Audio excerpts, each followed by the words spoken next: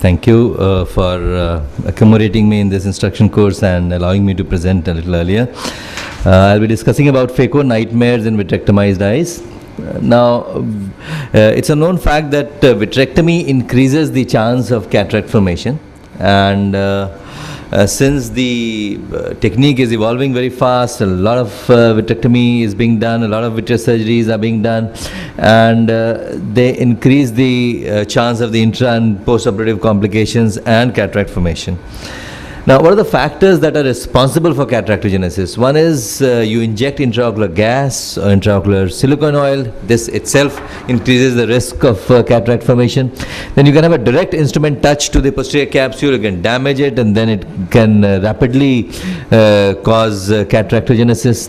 Then it can just be a progression of senile cataract. Diabetes undergoing VR surgeries. Diabetics themselves are prone to develop cataract, and if they undergo VR surgery, there's more of turbulence, and because of these hydrodynamic changes, you have the chance of increased cataractogenesis, and a combination of all these factors can be there. Now, what are the challenges of surgery in vitrectomized eyes? There are many challenges actually, because vitrectomized eye is different from the normal eye. You don't have that scaffold of the vitreous, that support of the vitreous. So many times the chamber becomes very deep, or if you have a silicone oil, then it causes the chamber to be shallow and all sorts of problems. Now, you can have residual effects of the previous surgery as well, like a capsule can be damaged, and then in that case you can have surprises.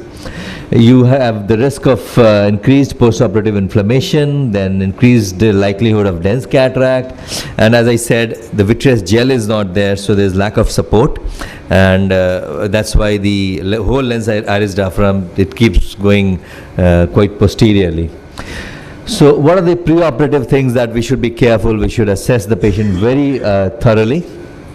We should include a detailed history regarding the nature of the procedure and what all has been done. If possible, if it's not a total cataract, we should do an indirect ophthalmoscopy to look for the retina, what is the status, and if possible, one should try to see on slit lamp what is the status of posterior capsule. Then, PC status, as I said, is very important. Then one should do the specular count, because many of these cases, because of this surgery, the endothelial count decreases. The AC depth, as I was mentioning, there's a fluctuation of AC depth, so initial AC depth should be measured. Whether there's an emulsified oil in the anterior chamber or not, that is also important to see. And whether the zonules is compromised, what is the pupillary status, and of course whether there is any open retinal break. Now, why there can be a zonular weakness or capsular weakness in this case? Because vitreoretinal procedures are long, and many times you have to do, you do vitrectomy close to the vitreous base. You can damage the zonules, and many times you have to do multiple surgeries. So all these factors can result in damage to zonules and lax capsule, and that results in complications. And of course, as I said, fluctuating anterior chamber depth because of the increased movement of lens iris diaphragm is very significant factor. Then there is an entity called infusion deviation syndrome, as Dr. Datta was also mentioning, that the fluid has a tendency, because of this zonular defect, fluid has a tendency to move posteriorly, and that further pushes the lens anteriorly, and the chamber becomes very shallow. You try to increase the bottle height, you try to inject viscoelastic, iris starts coming out, you increase bottle height, it again goes posteriorly, and the chamber becomes more shallow. So you have to be really careful in these things. You should figure out whether the PC status is okay or not. Now, if there is a fast development of cataract after VR surgery, we should delay surgery for at least 3 to 4 months, because it means that there's a direct damage to the posterior capsule. So we would like to have a fibrosis of the open margins of the PC tear, so that the nucleus is supported. So that's why we should delay it. We should try to use viscoat, because it has a tendency to stay there, and it does not allow the oil to come into the anterior chamber. And as I said, you should use a low bottle height, and if there are silicone bubbles in the anterior chamber, we cannot do femto laser assisted cataract surgery. We have to do a conventional cataract surgery, because the rays will not be focused.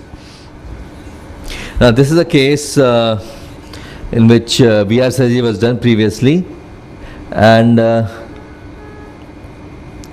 So it's a simple cataract wherein there is no oil bubble in the anterior chamber, and it's not a hard cataract. It is quite simple. So a routine cataract surgery can be done by taking all these precautions, and you can have a very successful outcome. So this is how we go about in any other case. And if I can just move. So I can just move further, and as you can see here that everything is clear. There's no defect, there's nothing wrong. So, but I personally feel that in all these cases of operated VR surgeries, we should insert endocapsular ring, because in any case, even if there is no oil bubble in the anterior chamber, there is some zonular compromise. So it's always better to, stretch the capsule and inject capsular tension ring, and then insert the implant the IOL.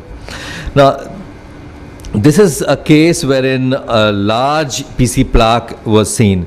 Now, PC plaques in silicone oil filled eye can be of three types. It can be anterior, which can be dissected. It can be merged with capsule, which whatever effort you do, it cannot dissect, or it will open up the capsule.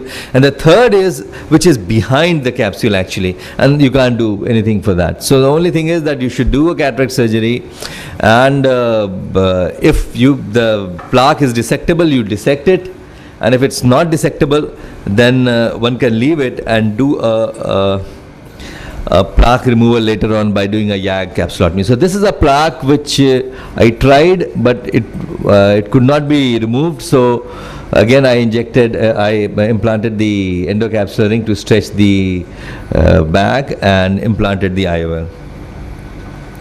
Now, this is a case wherein you can see silicone oil bubbles in the anterior chamber. This means that there is zonular dehiscence. And it's quite a significant zonular dehiscence, and the oil has also emulsified. So that's why through those small dehiscence, the oil has come into the anterior chamber. So the first and foremost thing is that as per plan, we cannot do a flax in this case. We have to do a manual surgery.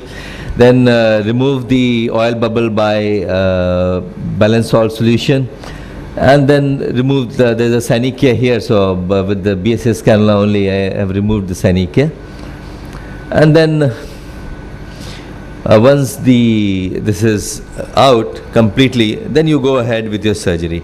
Now, what happens is that in such cases, it's always better to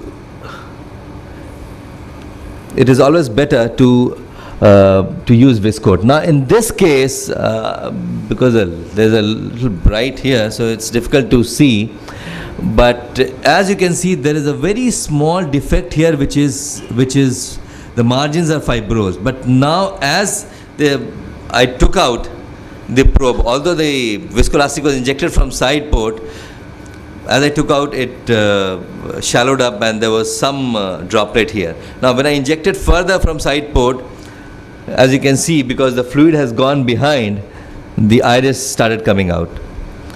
And then as I tried to reposit the iris, the chamber again becomes shallow, the compression effect goes, again oil starts coming out from that small opening. So since it's a small fibrosed opening, we can implant an IOL in the bag, and that IOL can act as a tamponade. Once it's there, it will not allow the bubble, unless it's very badly emulsified, to come, because that bubble also has it has a meniscus, and the IOL acts as a tamponade. It presses on that opening, and it does not allow the bubble to come out. So whatever bubble is there in the anterior chamber, that you can aspirate out, and once you aspirate out, this is one indication wherein I inject air from the side port. Once I have completely removed the viscoelastic, from the side port I inject air, so that the chamber is formed and there is no further shallowing. There is the IOL doesn't come out of the bag. Sometimes if there is sudden shallowing, you see, because of the positive pressure, the IOL can just move up the rhexis margin, and then you have a space between that opening and the IOL, and then again this thing can come, the silicone bubble oil can come. So this is what I have done. Now, you can have a large PC tear, But if there is silicone oil in the chamber, in the vitreous chamber, then you can go ahead, do a phaco, because it supports well. Even if there is a tear, bigger tear, it supports the nucleus, the silicone oil supports. But if there is no silicone oil and there is a tear and you have done a hydro procedure, the moment you take your phaco probe, the whole thing goes behind because of the lack of positive pressure, and the opening enlarges and the nucleus goes behind. But in such cases wherein you have a silicone oil sometimes is very helpful as well, and it supports the nucleus for you to complete the phacoemulsification. And